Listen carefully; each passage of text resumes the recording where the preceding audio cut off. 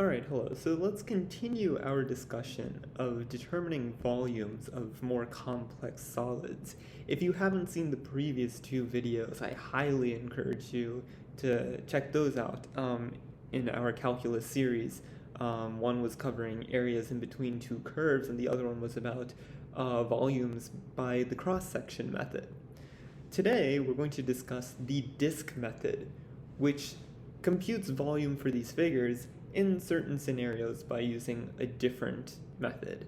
So you'll see some parallels in logic between the disk method and cross sections, but you'll see that they can't be used interchangeably all the time. Let's get into it. So first, let's take some time to understand what the disk method is, and then we'll dive into some problems. So some 3D regions can be obtained by rotating a function around a line. So we're going to take, this will be a very quick sketch. Actually, I'll just get rid of this. So let's say we have a line and we have some function here, and we're going to rotate it about this line. So you can imagine that it'll be something like this shape here. It's going to be very rounded, but we took that and we just rotated it around the line a bunch of times. That's the types of solids we're going to be looking at. So you'll notice that the rotation creates circular cross-sections. So keep that in mind. Remember, with the cross-section method, we dealt with different types of cross-sections, but the idea was the same. We were integrating using these cross-sectional areas, and the area was our integrand, right? Our area was like s squared, and that was our integrand, or 1/2 pi r squared for semicircle cross-sections. Keep that in mind as we progress. So for this disk method, whenever we have this function rotating about a line, the cross-sections will always be circles. The resulting solid is called the solid of revolution. That makes sense because we just took a line and did a revolution around, or took a function and did a revolution around a line. And the line that the function is revolved around is called the axis of revolution. Since each cross-section is a circle, the area is pi r squared, where r is the distance from the function to the axis of revolution. So maybe it's a little bit skeptical still about what's going on here. A good example for you to test out, to test your knowledge, is suppose that this red line is the function that we're dealing with, and this black line is the function is the line that we're revolving it around. What would be the resulting shape? And the answer in this case would be a cone. You can imagine us swinging it around here. The line goes here and then here, and it traces out this cone. I kind of drew it poorly the first time, but in that case, it's a cone. Let's see a visualization of what's going on. Let's go here. This is playing halfway through the animation, but yeah, it starts here. So we have this function, we're revolving it around the line. This is our solid, and what we're going to be doing is summing up all of these disks, as they're called, from the left to the right, similar to what we did for the cross-sectional method for volumes, where we started at the left point and we took these cross-sections and summed them all up. We're doing the same thing, except now the cross-sections are always circles, so that's what's going on here, we're summing them up. But the first part of this animation is this rotation, right? So you can think of that curved surface once it comes up again. I can't really trace over it because my pen won't work with it, but the curved part of that shaded region, and the top part of that, that's the function line, the part that goes up and down, that's our function.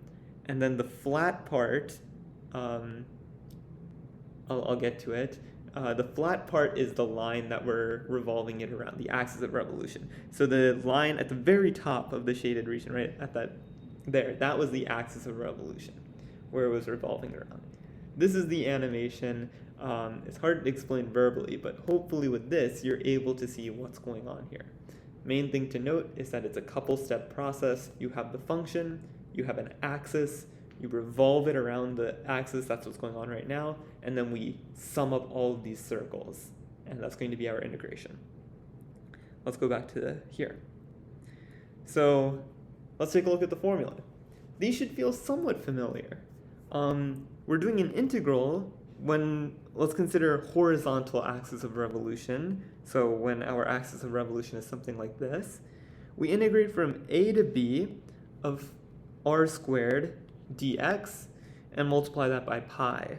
If you ignore this pi and put it on the inside, then this pi r squared, you can think of that as a of x, and that looks very similar to our cross-sectional area method for finding volumes. That's exactly what's going on here. The cross-sections are just circle.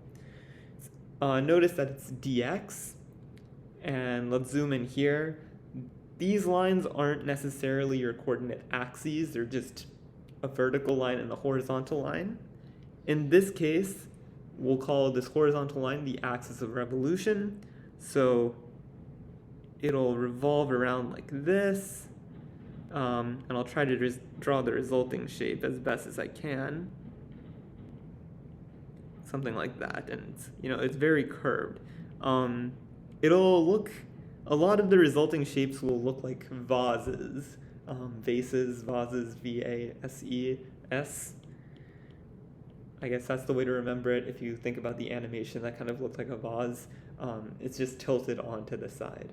So that would be the resulting figure here, where we have this horizontal axis of rotation. And you'll notice here that all that's going on is we have this as our radius. The corresponding cross-section would be a circle. We find the area of that, a of x, pi r squared, and we multiply it by a very small thickness, dx, and then we're going to sum them all up as we go from a to b. That's all that's going on. It's very similar to the cross-section method in terms of how we're computing the volume. It's just the way that we have the figure is a little different.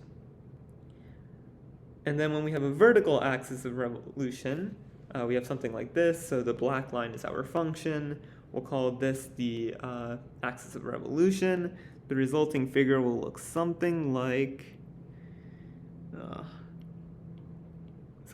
this, where it's curved, and this looks more like a vase, right? I can put some flowers in here, right? These kind of shapes that we're dealing with, where it's very rounded, and that comes from the circular cross sections. And a very similar formula. We have the integral that stays the same. We have this pi r squared, just now it's dy. And notice how r here is this horizontal distance from the axis of revolution to the function, whereas here it was vertical from the axis of revolution to the function. That's something you want to know very well. R is going to be the distance from the axis of revolution to the function. Remember that and you'll be in good shape. Also know the direction of R if you're doing vertically or horizontally. So here's just a couple steps that I wrote down that could be helpful. In general, what we're going to start to do is draw the curves, figure out what is the region that we are revolving. In this case, the region that we're revolving is everything in between the function and the axis of revolution. And that sweeps around and we get our volume. Same thing here. Everything in between the axis of revolution and the function, that's the region that we're sweeping around. And that's what gives us the other side and the entire volume. So draw your curves, determine the region. I'll add that in. Determine region. Next is to draw your rotation arrow. I haven't really talked about it much, but it's a very simple thing. In this case, we were revolving around the horizontal axis, so what I like to do is I like to draw just this little circular arrow that indicates how I'm revolving. It's very small, but for me it's very helpful to visualize what's going on. And then over here it would have been something like this, where we're going like that. Draw your rotation arrow is the second step. Next and most important step is to determine the radius correctly and concretely. Be 100% sure you're correct. So this will probably take up most of your time. The main thing to remember is that r will be the distance from the axis of rotation to the function. distance from the axis of rotation to the function. And then finally use integral pi r squared to solve. So let's just take a look at some general diagrams here. So we're going to be revolving our functions around horizontal and vertical lines. That's what we're going to be dealing with. So let's imagine that our first axis of rotation is this x-axis here, and the red line is our function. And we want to find the radius, and this function is called f of x, by the way. We want to find the radius, which would be something like this. We're revolving around the x-axis, so we draw the rotation arrow. So that kind of tells us what the radius would look like. It's not going to be something horizontally. That doesn't make sense corresponding to our rotation arrow. So if I were to ask you right now, at this point, let's call that 2, what is the radius at x equals 2? Well, that's just going to be the distance from here to here. And this upper point is f of 2, and the bottom point is just 0, so the radius is going to be f of 2. Okay, let's go to a different point. Let's say it's here, 5, and again I ask you, what is the radius? Well, this upper point will be f of 5, and the bottom point is still 0, so the radius will be f of 5. So in general, when the axis of rotation is the x-axis, r will be equal to f of x. That makes sense. Okay, what if now we change the axis of rotation to be down here? And let's call this the line y equals k. Just some constant k. I don't know if you heard that, but something just like exploded. Okay, we're gonna continue going on. Now I ask you, all right, we're revolving it around this different axis now. So before, when we revolved around the x-axis, the resulting figure looked something like this, right, where it's curved around like that. Hopefully that drawing suffices. But now we're going to revolve it around this y equals k line. So this is the full region that we're revolving. And this is going to look quite a bit different, because now when we revolve it, it'll look something like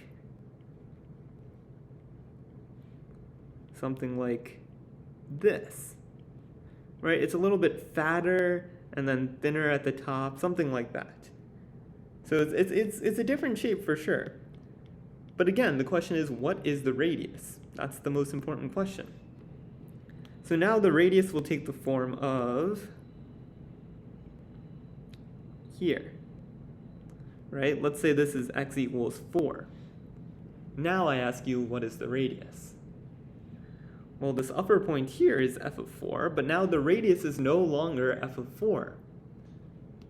In pink, these were the radii, f of 2 and f of 5, because this bottom point was at 0. So the distance would be f of 5 minus 0 equals f of 5. Now, we're at a distance k away from the top. So we can say that, like, this would be f of 4 from this tiny horizontal line up to this dot, and this distance here is k. So at this point, the radius would be equal to f of 4 plus k. All right, what if we go to a different point here and call this like x equals 7? And again, the purple line is our radius. Well, we can do a similar thing, saying that this is k and this is going to be f of 7. So this would be f of 7 plus k. So now the radius, the general form, is like f of x plus k. So what I want you to get out of this is when the axis of rotation is not our x-axis, the radius is going to shift by that amount. In this case, it shifts by k. If this was our axis of rotation and the distance between them was k, then it would be, the radius would be f of x minus k. I mean, it would be good to know that and be very familiar with it, but a lot of times you can just sort of figure it out. And the way I like to figure it out is that I know that the distance from the axis to the curve is going to be pretty easy to figure out. It's just going to be based off of the function right here, when we had f of 2 and f of 5. And then I know the distance from the axis to our axis of rotation is going to be some constant value because they're parallel to each other. So in this case, I add them because this line is further away than this line is. But if it was here, then we go closer to the curve points, or this amount shrinks down when we intersect here. This would be our radius. So we subtract the k, something like that. Let's take a look at a problem. Find the volume of the solid formed by revolving the region bounded by f of x equals the square root of sine of x and the x-axis from 0 to pi about the x-axis. So the first step was to draw our curves. So let's say we have the xy axis here, this is the x-axis, this is the y-axis, and we're looking from 0 to pi. What does the graph of the square root of sine of x look like? That's tough. I know what the graph of sine of x looks like. That looks something like this, where it intersects the x-axis at pi. Well, we can kind of get a gauge of what the square root of sine of x will kind of look like. Maybe not precisely, like here we know that it'll have a peak at 1, but maybe we might not know everything else about it. We can get a sketch of square root of sine of x by realizing that we're just going to take the square root of every value on this sine of x curve. So for example, when we're at 0, the square root of sine of 0 is the square root of 0, which is 0, right? And similarly at pi we would be here. But at sine of x, on the sine of x curve, when we're at pi over 2, sine of pi over 2 is 1. And now we take the square root of 1 and we also get 1. But to the left and to the right, whoops, that is not what I wanted to do. To the left and to the right, we're going to take the square root of these values that are less than 1. So what's that actually going to look like? That's a pretty good question, but it's not going to look exactly like the sine of x graph. Is going to be slightly different. So what we need to imagine is we're taking a value and we're going to square it to get sine of x. So something like this would hopefully make sense, right? Where we take some value here, which is less than 1, we square it, which will make it smaller, and hopefully that'll line up with this sine of x curve. So this is sort of the sketch of it. It looks very similar to sine of x, but not really. The thing is, the sketch doesn't really matter too much. It kind of just gets us understanding what we have to do. And so I'll get rid of the red line and much of the black curve here, and we have an idea of what the square root of sine of x looks like. But again, it doesn't really matter too much. It just helps us with figuring out what we're doing. So we've drawn one curve, and the region is bounded by that curve and the x-axis. So we're looking at this region, and we're revolving it about the x-axis. So now we have to draw our revolution arrow. So that would be something like this, because we're revolving it around the x-axis. Good. So now we have to determine the radius and use our formula. So the formula in this case would be the integral from a to b of pi r squared dx. And having this r and x is a little bit troublesome, but we'll see that r depends on x.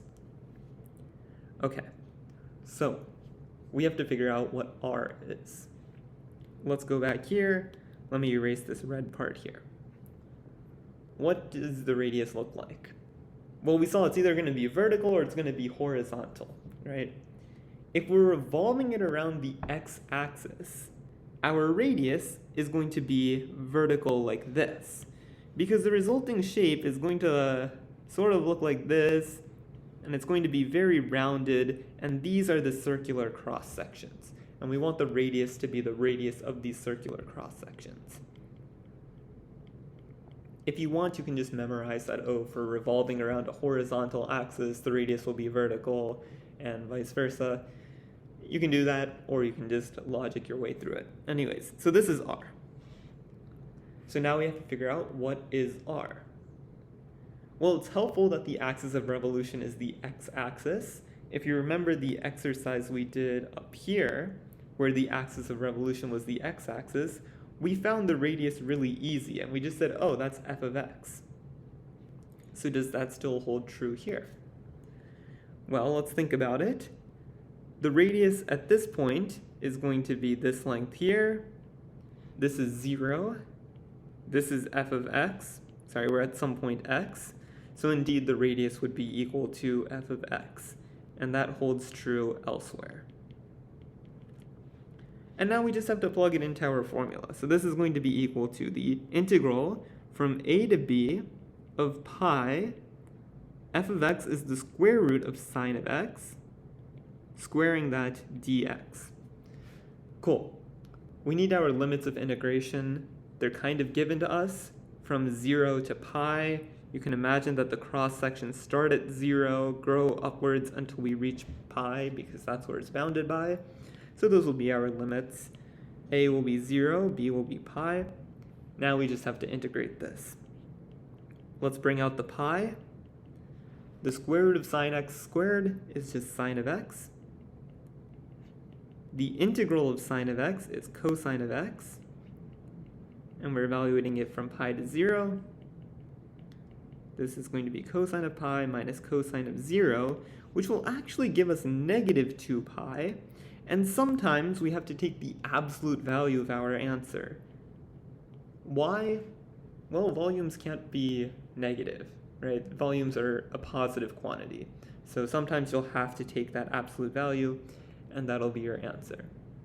So the shape that we got is actually a peculiar shape, right? If I were to draw it out again, it looks something like this.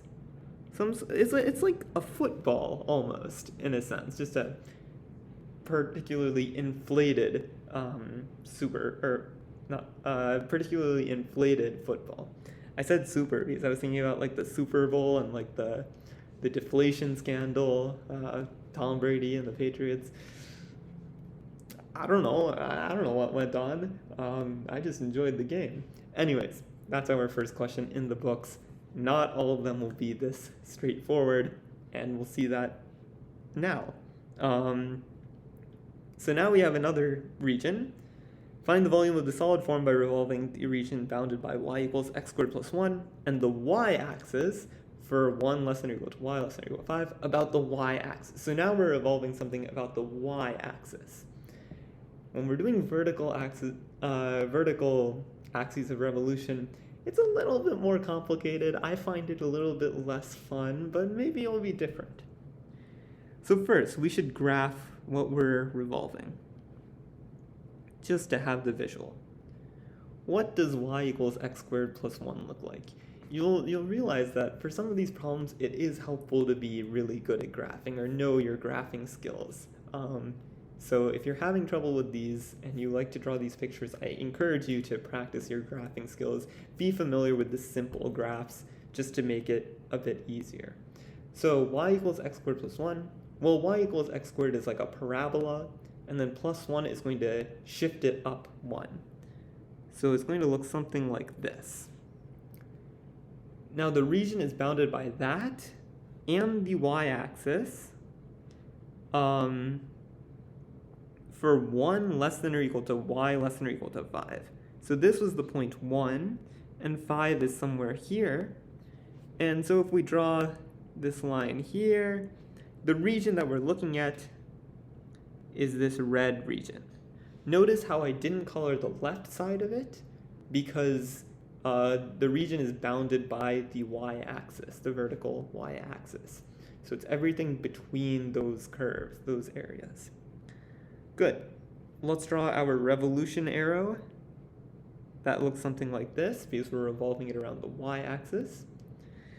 And now let's start to think about the formula. Volume is going to be equal to pi integral from c to d of, let me change it to r squared dy, right? We're doing dy now because it's the vertical axis of revolution. I might say axis of rotation, basically the same thing. Okay, so now we have to find the radius as well as the limits of integration. So let's zoom in here. What does our radius look like? Remember, the radius is the distance from the axis of rotation to our function. So this is our axis of rotation. Let's just pick a point and then draw a distance to our function, right? That's going to be an example of r. Maybe down here, draw the distance from the axis of rotation to our function, and that's going to be another r.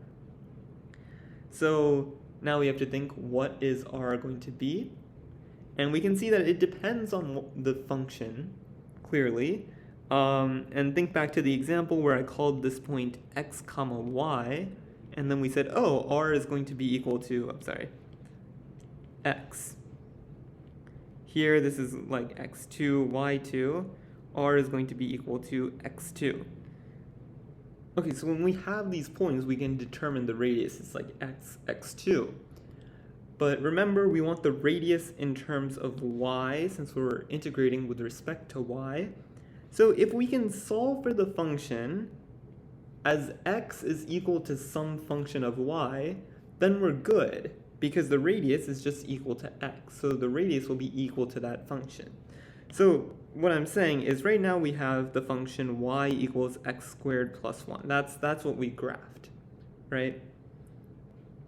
And then at these values, we want x, right? We want, the radius is going to be equal to x, but we want it as a function of y. So let's solve this for x in terms of y. Hopefully when I do it, it'll start to make sense. X squared is equal to y minus 1. X is equal to the square root of y minus 1. You have to think whether you're taking the positive or the negative square root. Since we're in this quadrant right here, we're taking the positive square root. Okay, why is this helpful? Because for a given value of y,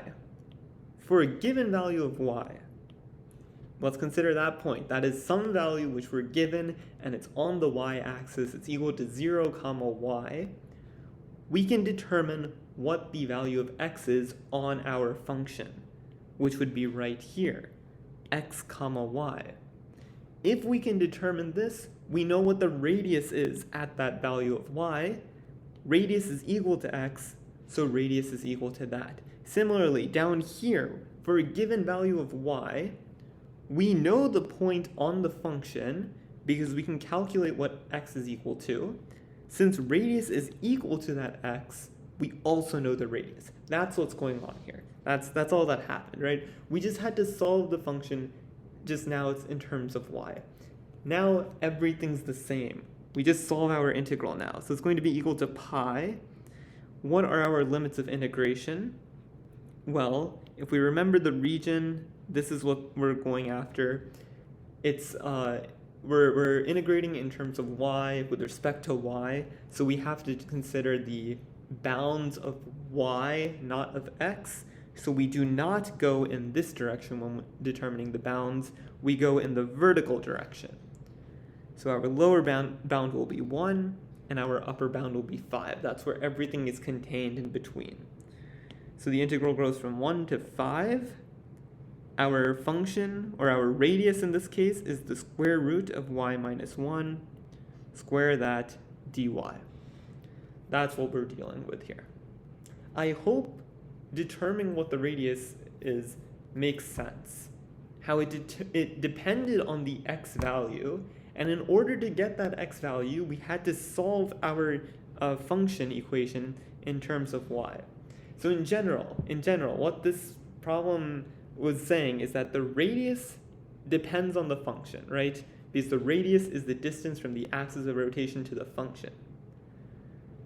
In this case, the radius is equal to the x value of the function. So now we're being specific to what it really depends on. And that x value can be computed if we know a given y value. And we use the function to get that. I know I'm saying the same thing over and over again, but when it clicks, it'll click and it'll make sense. So bear with me. I'm just trying to make it helpful for you. Now we can solve this integral. Solving it is not the important part of this, but I guess I'll do this one just because it's a little bit easy, I think. Watch me make a mistake now. That's going to be equal to pi 25 over 2 minus 5 minus a half plus 1, something like that. Did I do that right? 24 over 2, and that's going to be equal to 8 pi. Yeah, I did it right. Yeah, you can compute that out, but again, solving the integral, I'm not too worried about that. I'm sure you can do that fine. It's determining the radius, that's the big part. Okay, hopefully we're feeling more comfortable. Let's move on to some little bit more challenging problems. But you'll notice that the style of how we solve these problems is basically the same thing. It's just determining the radius that's tough. Find the volume of the solid formed by revolving the region bounded by f of x equals 2 minus x squared and g of x equals 1 about the line y equals 1. Again, let's draw the picture. Draw our axes. Let's draw 2 minus x squared. Minus x squared is going to be a downward facing parabola, and then we add 2 to that in a sense. You can think of this as negative x squared plus 2, same thing. So we're bumping that parabola up 2. So it'll look something like this, where this is the point 2. And if you want, you can find where it intersects here. This is square root of 2 and negative square root of 2. Just set this equal to 0 and solve for x. So those might come into play, but that's the first region that we're dealing with. It's also bounded by g of x equals 1. So that's going to be this horizontal line that passes through here. So the region in between those, the region bounded by those two curves, is going to be, what color do I use? Let me use yellow. This yellow region, right? The outside curves are the bounds of it. And now we're revolving this region about the line y equals 1, which is the red line I happen to draw. G of x equals 1 is the same thing as y equals 1. So let's draw our arrow of revolution. It looks something like that. So we can imagine that the resulting figure is going to look something like this, right? And it's very curved, and that really looks like a football now. But anyways, yeah, that's the figure we're dealing with. My art skills are not very great, but that's besides the point. Formula, volume, equals pi integral from a to b of r squared dx. It's a horizontal line of revolution this time. Okay, now we have to find the radius. Let's zoom in here. What is the radius? The radius is the distance from the axis of rotation to the function. So in this case, this would be a radius. And this would be a radius. And this would be a radius. And as we've seen before, the theme is that the radius usually depends on the function, like the main function. I shouldn't say the main function because there could be multiple functions. But it's dependent on the curves that the region is bounded by. So in this case, this is the main curve that it's bounded by. That determines the top point, and then this red line determines the bottom point. So how can we find this radius r for a given point? Well, we know the y value of the function at a given x value. So let's say we're at this point here, x. The corresponding point on the curve is this, which we'll call x comma y. The corresponding radius would be something like this. And if we draw this down fully, well, this bottom part is going to be equal to y minus r. right? Because now we have y minus r plus r equals y. But we actually know quite a bit of things here, right? We know that y is going to be equal to 2 minus x squared. So that kind of changes things. Let's replace y with 2 minus x squared. 2 minus x squared, and then minus r. So now that we have this, we can solve for r, right? We have this r and we have this 2 minus x squared minus r. We know that this 2 minus x squared minus r is going to be equal to 1. So let's just solve for r. We should get r is equal to 1 minus x squared. And hopefully this makes sense, because think about if our axis of rotation was just the x-axis, right? If we were revolving around this line here, then our radius would look like this, or like this, or like that. And there we would say, oh, the radius is just equal to the y value on this curve, right? It would just be equal to f of x for arbitrary value of x. But now, since we've shifted it up by 1, the axis of rotation, because this is the line y equals 1, then we have to take whatever our function value is, whatever the y value is, and subtract 1, because we're getting rid of this distance in between, which is 1. And sure enough, 2 minus x squared minus 1 is 1 minus x squared. So that's two ways of getting the radius. One is like with algebra, and the other one is like using logic. Use whichever floats your boat. But now we're ready to solve, for the most part. Our volume is equal to pi times the integral from a to b of 1 minus x squared dx. Now the question is, what are our limits of integration? Let's zoom back in here. Our region is contained within this shape here, so our limits are going to be based off of the points of intersection, here and here. To find the points of intersection, we have to take our equations and set them equal to each other. So 2 minus x squared is equal to 1. You can isolate your variable, you get x squared equals 1. Therefore, x is equal to plus or minus 1. So this will be at the point -1 comma something. Actually, you can solve for it, but I think this is -1 comma 1, and this will be the point 1 comma 1. But our limits of integration will be -1 and 1, and now we just solve. I forgot the squared here. Pi integral -1, 1. This would be x to the 4th minus 2x squared plus 1 dx. I will not bore you with me solving this out, but you should get 16 pi over 15, or 1.067 pi, or if you use a calculator, 3.351 approximately. That would be your answer. Again, solving the integral is not the concern, it's finding the radius. There we go. So now we've done a problem where the axis of rotation isn't our x-axis or the y-axis. Let's do another one like that. So we have these curves, y equals square root of x plus 1, y equals 3, and x equals -1, and we're revolving it around the line x equals -1. Let's start by drawing our diagram. Draw these curves. Yeah. Now we have to graph the square root of x plus 1. That's going to look something like this. Whoops. Right, it's the square root of x and it's shifted left 1.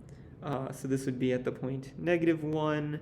At 0, it intersects the y-axis at 1, and that's the basic shape of the curve. We also have the line y equals 3, so that'll be, let me switch colors, something like this. It's not to scale, but whatever. We're just going to deal with it. And x equals -1, which is going to be this here. So the region that these curves bound is going to be, what color do I use? Blue. This region right here.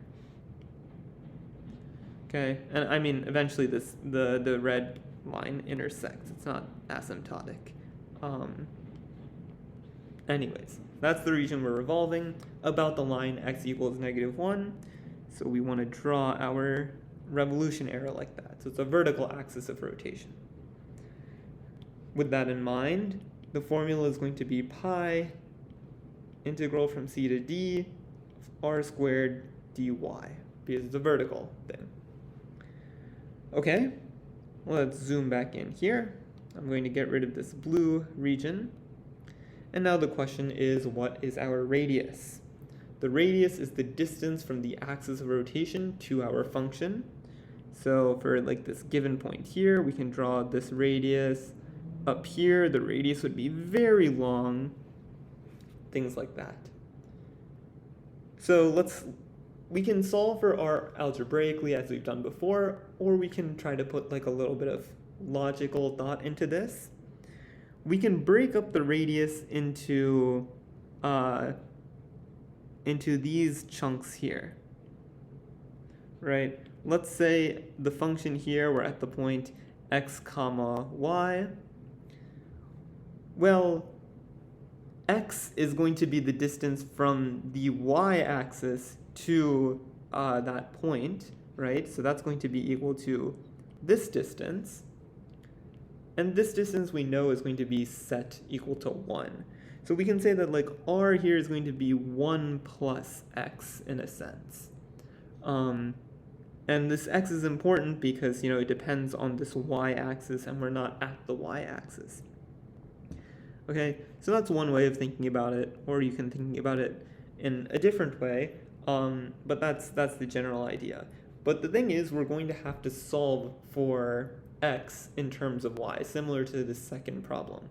So let's just start by doing that and see what happens. So we have y equals the square root of x plus 1, which means y squared equals x plus 1, which means x is equal to y squared minus 1. What does that mean? For a given value of y, we can tell you what the x point is on the function, which is helpful because our radii start at a given x or a given y point. And we see that it depends on x. So we can say that the radius is going to be equal to 1 plus x, which is equal to 1 plus y squared minus 1, or y squared. Does that make sense? Maybe, right? It might be better to do it algebraically for some people, or another way of thinking about it is that is just what we explained. Imagine that we were revolving it around the y-axis. We would know what this is. Now we're just shifting it to the left by 1. So if we were revolving it around the y-axis, then this would be the radius, which would be equal to y squared minus 1. We're shifting it to the left 1, so we have to add 1 since we're adding this extra bit here, and that gives us y squared. You'll notice that this r is like a little bit different. It's smaller. Maybe it doesn't depend on x, but it actually does, right? Because this has an associated x coordinate. I just didn't really write it out. The main point here was once we extend past this y-axis, we have this 1 plus x.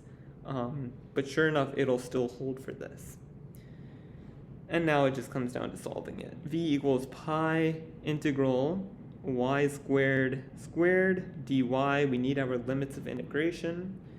The bottom limit is going to be equal to 0 because our curve doesn't extend below the x-axis. That's just the property of the square root function. So that's convenient. And then we're upper bounded by this purple line, which was y equals 3. And we can just solve this. Pi 0 to 3, y to the 4th, dy. I'll solve this by hand. 1/5, y to the 5th. Evaluate it from 3 down to 0. 243 pi over 5. That's our answer. So again, another problem with the shifted axis.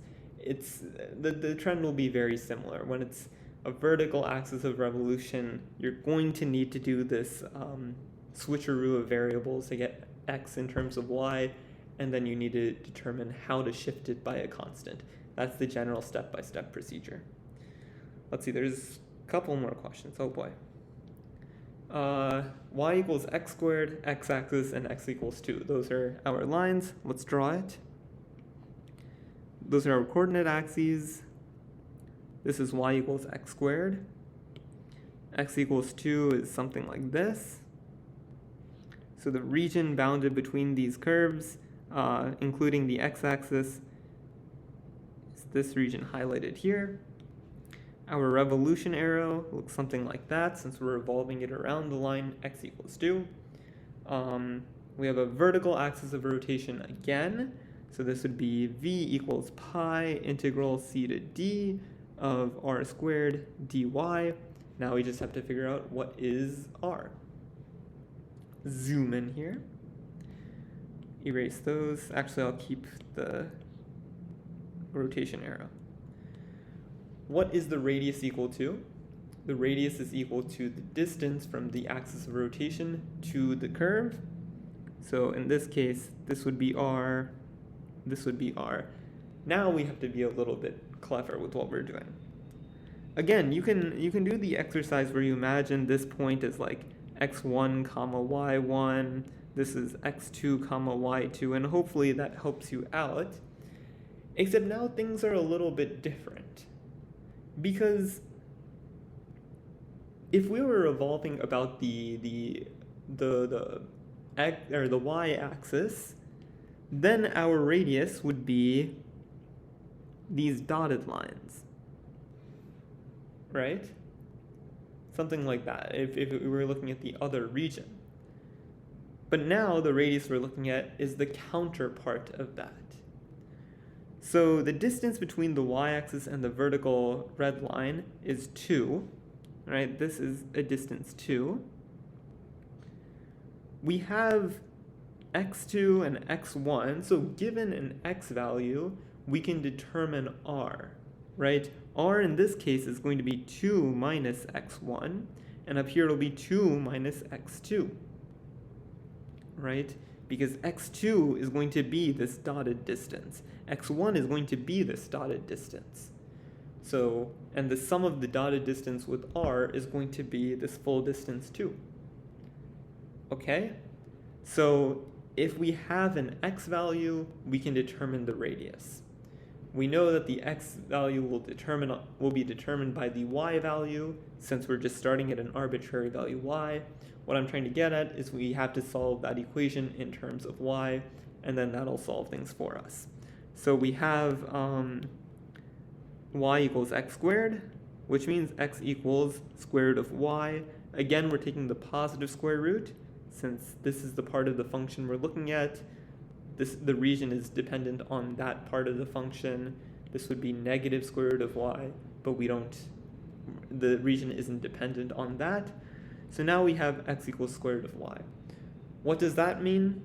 For a given y point, some vertical point, I guess that's not a correct term, but for a given value of y, we can determine what the x value is, which in turn gives us the radius. So now r is going to be equal to 2 minus x2, which is going to be equal to 2 minus the square root of y2, or 2 minus the square root of y1. And now we have a function for r in terms of y. We can solve our equation.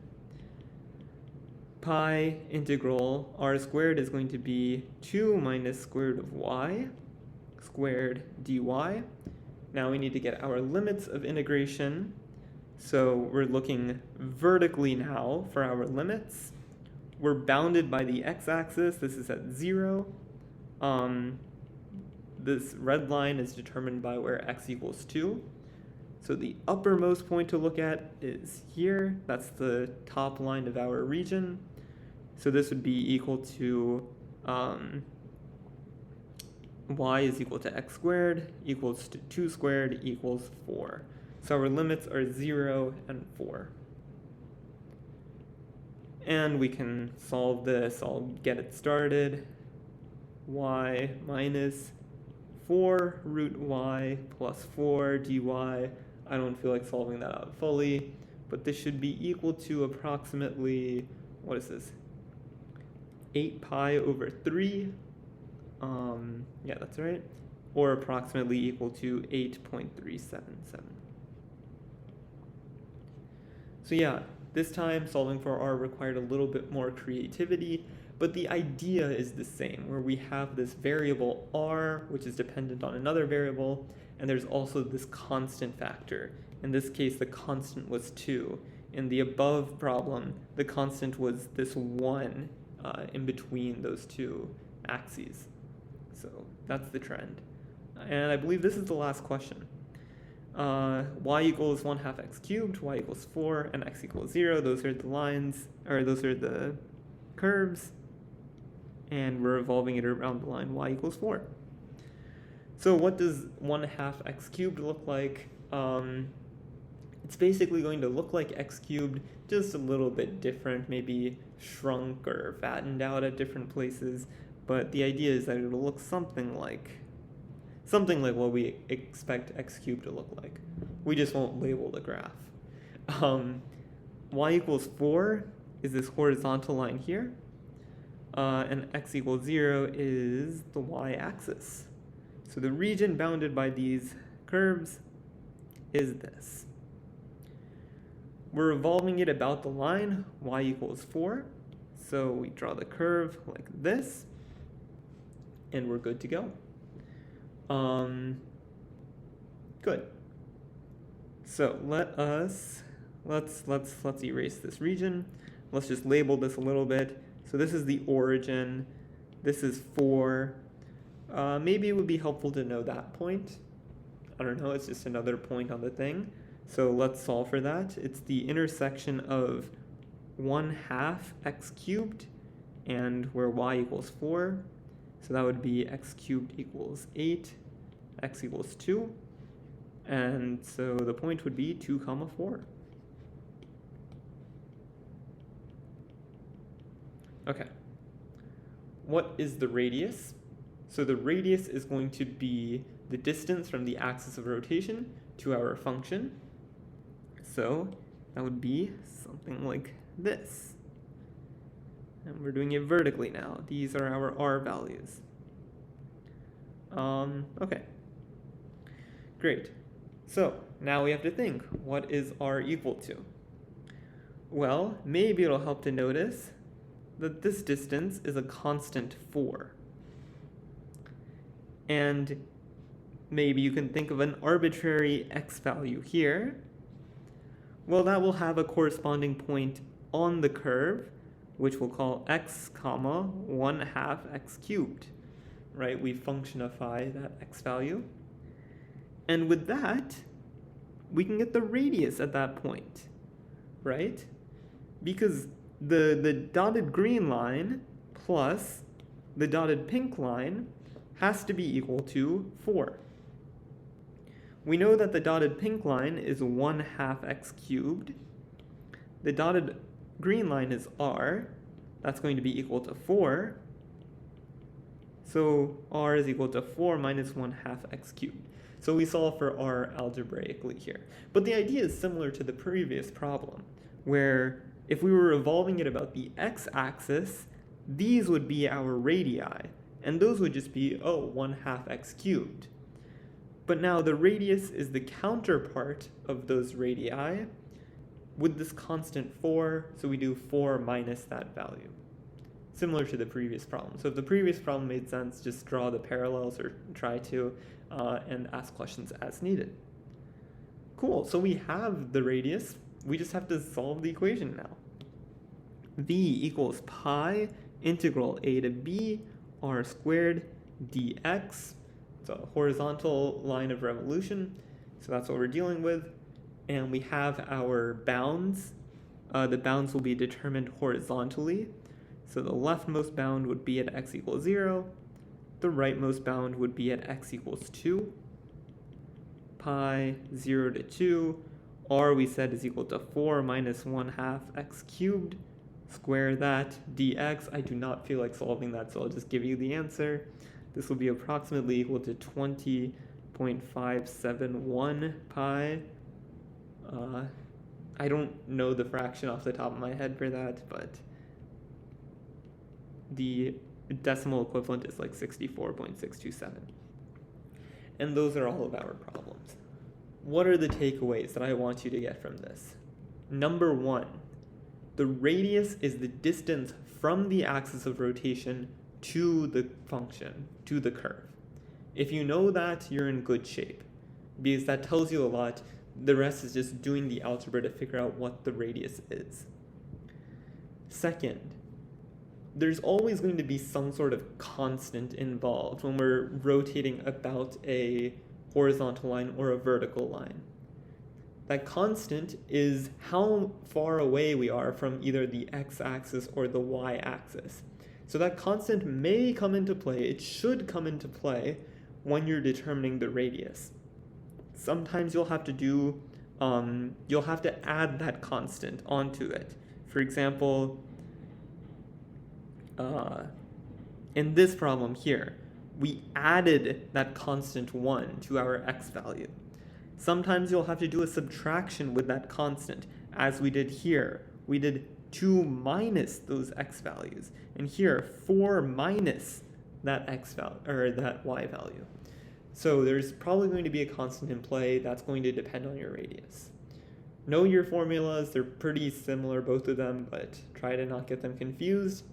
When we're dealing with a vertical axis of rotation, you're almost assuredly going to have to do this change of variables x in terms of y, and then use that when computing your radius, things like that. These are the patterns that we've been solving for, that we've been finding when solving these questions. So hopefully you're now getting familiar with those.